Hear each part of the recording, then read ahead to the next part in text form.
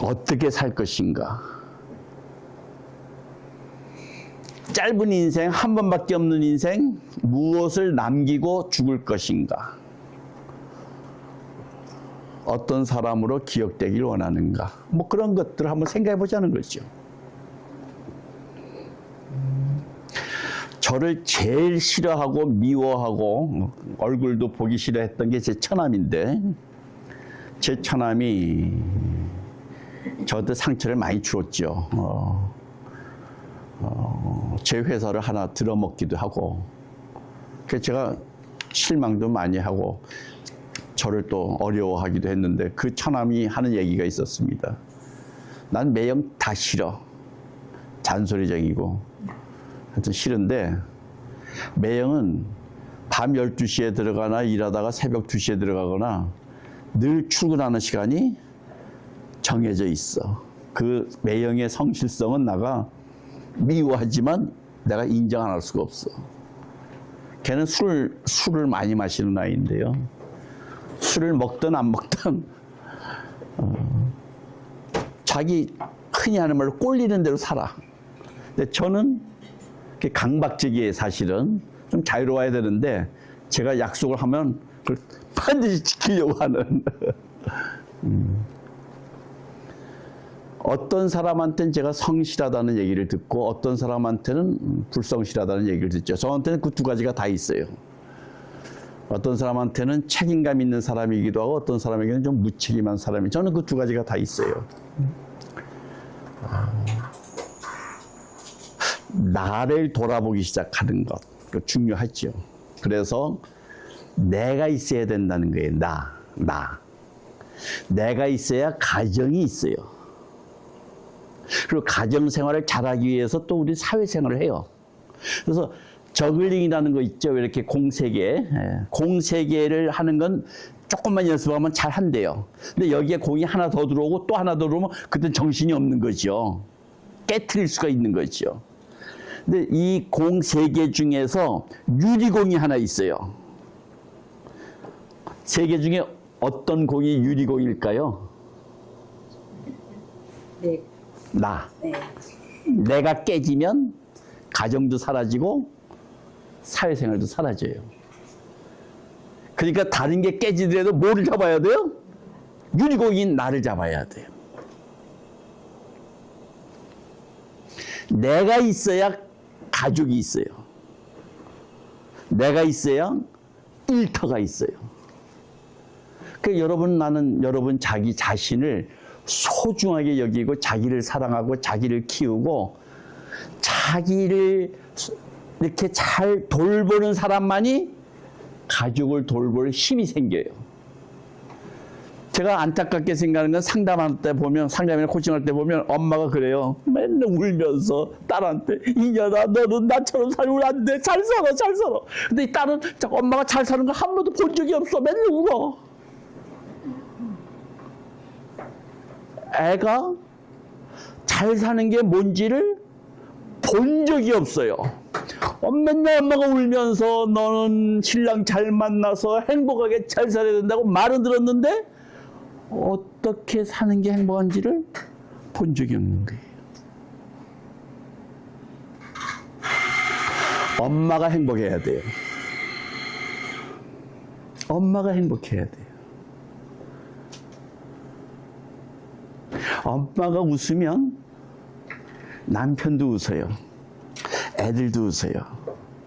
그래서 안해라고 불러요. 집 안에 뭐라고요? 해예요.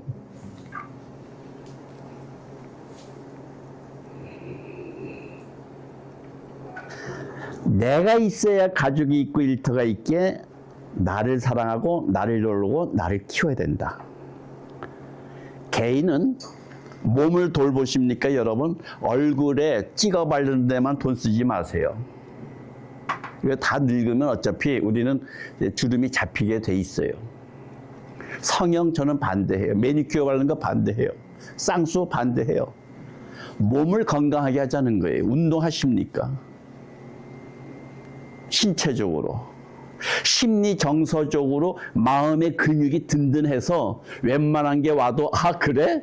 나한테 그런 면이 좀 있지. 근데 그 얘기 듣고 보니까 좀 섭섭하네. 뭐 하기야 뭐 그런 얘기 들을 만하지. 하고 멘탈이 좀 강하십니까? 말 한마디에 휙휙 넘어집니까? 어떤 사람이 저한테 참 목사님이 이기적이시에요. 그래서 제가 어떻게 하셨어요? 저 이기적인데 왜 있죠? 그분이 굉장히 당황해 하시더라고요.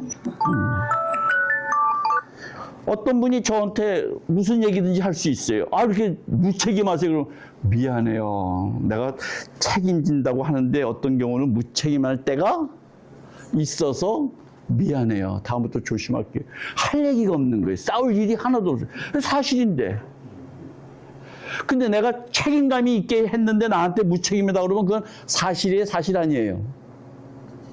난 책임감이 있게 일을 했어요. 근데 이 사람 볼 때는 책임감이 없다고 얘기를 했어요. 그러면 제가 그 얘기가 사실이에요, 사실 아니에요? 사실 아니니까 내가 화낼 이유가 있어요, 없어요? 왜 화를 해? 사실이 아닌 걸 가지고. 참나. 사실일 수도 있어요. 말하는 그건 그 사람 얘기지. 나는 상관이 없는 거라. 그럴 때 뭐라냐?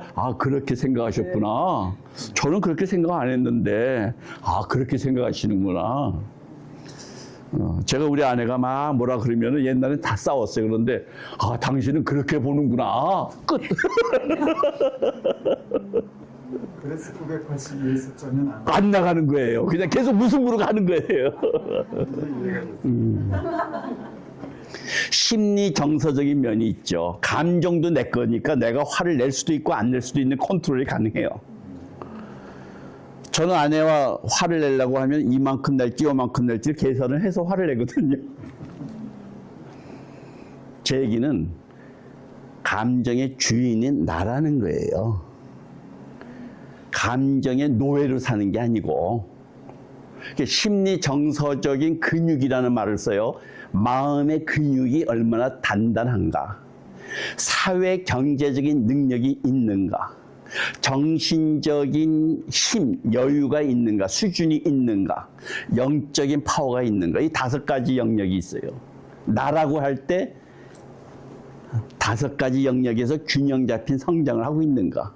어떤 사람은 계속 몸만 만드는 사람 있잖아요. 머리는 비었는데 그거 아니잖아요. 균형이 안 잡힌 거잖아요. 가정도 마찬가지죠. 사랑받는 배우자, 신뢰받는 부모, 가정하면 건강하게 살아야 되겠죠. 사회생활도 인정받는 전문가, 존경받는 인격자, 리더로서 어떤 성과와 관계로서 이 사회에 기여를 해야 되는 거죠. 커피를 만들어도요, 돈 벌기 위해서 커피 만드는 사람과 이 커피를 정말 맛있게 향기 있게 잘 만들어서 이 동네 사람들한테 내가 서비스를 해야 되겠다, 그런 정신으로 커피를 만들었는데 돈이 벌리는 것과 돈을 벌기 위해서 커피 만드는 건 굉장한 차이가 있는 거 아니에요? 본말이 전도됐다고 우리가 보통 얘기하는데요. 제가 아마 돈을 받고 강의하려고 하면 좀 맥이 빠져요, 사실은. 내가 이 나이에 이 돈 받고 내가 강의하려고 그런 생각하면 안 하고 싶은 거예요. 근데 제가 뭔가 도움이 돼 내 인생의 어떤 넘어짐과 연약함과 실패함을 통해서 배운 것들을 나눠줘야 되겠다. 다른 사람한테 뭔가 도움이 좀 되고 싶다라고 하면 힘이 나서 얘기를 하게 되거든요. 돈과는 아무 상관이 없어요. 삶의 궁극적인 목적, 인생의 사명서가 있는가, 청사진이 있는가. 사람이 살아갈 때 설계도 같은 게 있어야 되거든요. 청사진. 물론 어떤 종교를 가진 사람들은 뭐 사람이 그 길을 계획할지라도 그 걸음을 인도하시는 뭐 하나님이란. 그럼 내가 오른쪽으로 갈까 왼쪽으로 갈까 매번 기도합니까? 그런 거 그거 아니에요. 큰 틀에서 보는 것과 내가 결정해야 될 것들이 굉장히 많아요. 그리고 내가 결정하고 내가 책임질 게 많아요.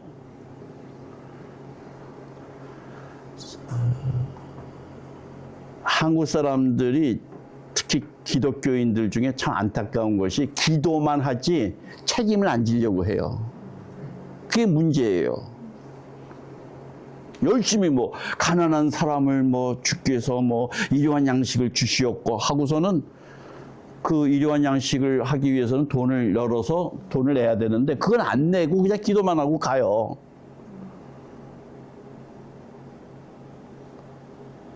그건 잘못된 거죠. 기도 안 하고라도 돈을 내면 되는 거거든. 누가 배고프면 밥 사주고 헐벗고 있으면 옷 한 벌 주고 잘 데 없으면 숙소를 마련해 주는 게 그게 살아있는 기도라는 거예요. 이것만 주둥이만 아이 미안해. 그래, 입으로만 기도하는 것에 대해서 저는 굉장히 불만이 좀 많아요.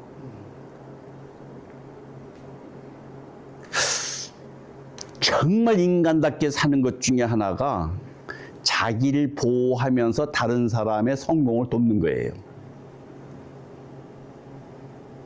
그래서 제가 종종 물어봐요. 당신은 누구를 성장시켰는가? 누구를 도왔는가? 짐승도 지 새끼는 돌봐요. 내가 내 가족만 돌본다면 내가 짐승이랑 매일반이에요, 사실은. 안 그래요? 우리가 이타적인 거 그 다음 단계를 넘어가야 돼요. 가족 이기주의가 아니고 물론 내 새끼부터 챙겨야죠. 근데 거기에서 머무르는 것은 너무 일차원적이라는 거죠. 정말 인간답게 산다는 것은 나를 돌보고 동시에 다른 사람까지 돌볼 수 있는, 그래서 비즈니스 코칭할 때 중요한, 제가 이제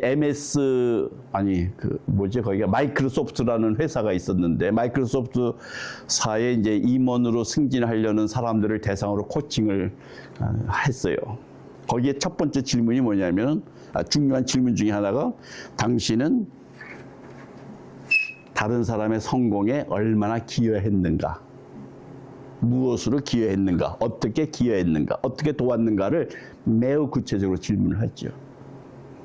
우리는 서로 다른 사람을 짓밟고 내가 올라서려고 하는데 초점이 맞춰져 있다면 그거는 아주 잘못된 삶이거든요.